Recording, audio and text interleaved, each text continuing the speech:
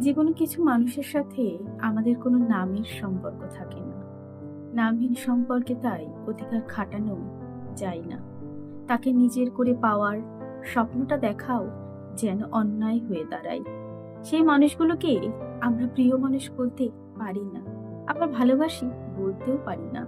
নিজের মনের সাথে সব সময় একটা মানসিক দ্বন্দ্ব লেগে থাকে। বারবার মনে প্রশ্ন জাগে, পরক্ষণে আবার অসহায়ের মতো মন বলে ওঠে, তাকে না ভেবেও যে পারছি না। শুধু উপলব্ধি হয় যে মানুষটা আমার অনুভূতি জুড়ে থাকা বিশেষ কেউ একজন, যাকে হারানোর কিছু নেই, পাওয়ারও কিছু নেই। এজন্যই হয়তো কে একজন সুন্দর করে বলেছিলেন, আমাদের প্রেম হয়নি, হবেও না। ভালোবাসি প্রকাশ করা হয়নি, হবেও না।